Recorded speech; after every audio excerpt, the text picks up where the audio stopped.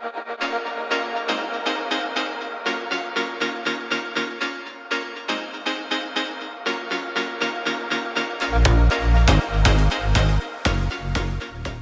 guys, ဒီနေ့ကတော့ Julia ရဲ့ကျောင်းနဲ့ Hawaii campus မှာသွားပြီးတော့ sports day လုပ်မှာဖြစ်ပါတယ်။ခုကတော့9 နာရီပေါ့နော် Julia bus ကားပေါ်မှာ Hawaii campus ကိုသွားနေပါပြီ။မနက်စာစားပြီးရနဲ့ Julia ရဲ့ထုံးစံတိုင်းအိတ်ဖို့လို့ဖြစ်နေပေါ့နော်။အိတ်တာကိုအဲ့လိုမျိုးအကုန်စစ်ပိတ်ပြီးတော့အိတ်ပါတယ်။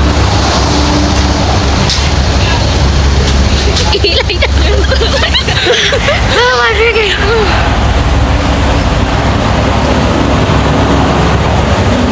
မနက်၈ နာရီလောက်ကျတော့ Hawaii campus ကိုရောက်တယ်ပေါ့နော် Hawaii campus ကတော့ထုံးစံတိုင်းပဲလှတယ်ကျယ်တယ် Julia တို့ကတော့အရင်ဆုံးအထုပ်တွေပါချပြီးတော့ခဏနားရပေါ့နော်ပွဲမစခင်ပြီးတော့ Julia တို့9 နာရီလောက်ကျတော့ parade စရပေါ့နော် Julia တို့ဒီ sign ကိုကန်ရပါတယ်ပြီးတော့နေပူထဲမှာအကြာကြီးရပ်ပြီးတို့မိန်ခွန်းပြောတာစောင့်နေရတယ်ပေါ့နော်ပြီးတော့ basketball စပြီးတော့ဆော့မှာပါ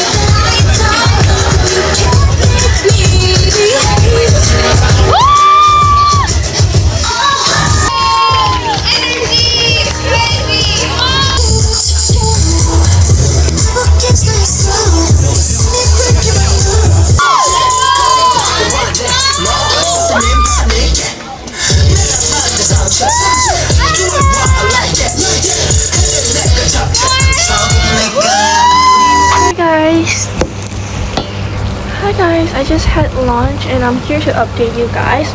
Tomorrow sports day ပေါ့နော် Hawaii campus နဲ့ Hawaii campus နဲ့ sports day ပါခေါ်ရကြလား Hawaii ရောက်နေပေါ့နော်မနက်ကတည်းကထုံးစံတိုင်းပဲလောလောနဲ့သွားနေရဆိုတော့ focus စကားပြောမရဖြစ်ပါဘူး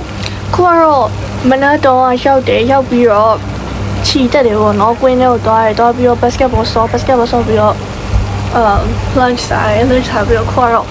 table tennis ရယ်pickleball အဲ့ဒါဘာ game ကစားနေလဲတော့မသိဘူးအဲ့ဒါဆော့မယ်ပြီးရင် dance တွေပါ performance တွေလည်းရှိရပေါ့နော်ပြီးသွားရင်တော့ကန်းရှိသွားပါမယ်ခုနက4 နာရီခွဲရရောက်လာဆိုရင်အိတ်ချင်နေမဟုတ်မွေးတော့ပြက်နေ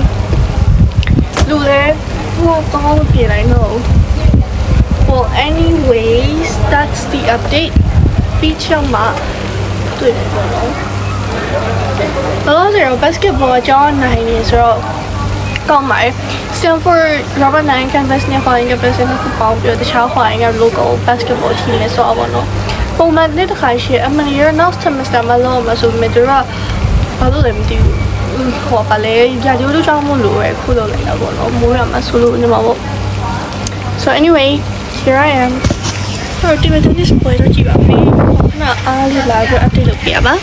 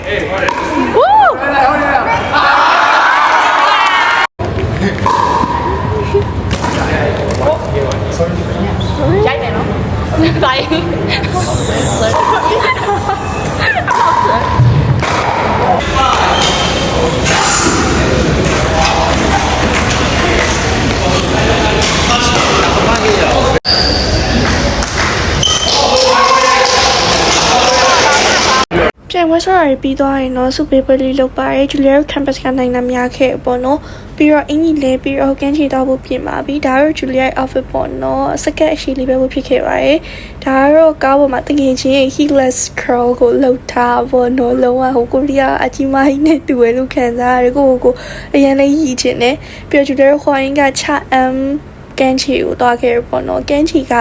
လှရဲတက်ပုံရိပ်လို့ကောင်းနေဒါပေမဲ့ရေကအလောက်တော့မကြည့်ဘူးပေါ့နော်မြန်မာပြည်ကကန်းချီလူမျိုးတကယ်ကန်းချီအစစ်ဖိုက်မျိုးတော့မရဘူးဂျူလီယာကတော့ကန်းချီမှာလမ်းလျှောက်ခဲ့လင်းငင်းခံနေပြီးတော့ခယူလေးလိုက်ကောက်တယ်ပေါ့နော်ဒါတော့ဂျူလီယာကောက်ရတဲ့ခယူကိုလာပြီးတော့ကင်မရာမှာပြနေရပေါ့နော်အိမ်ဆောင်နေရပါ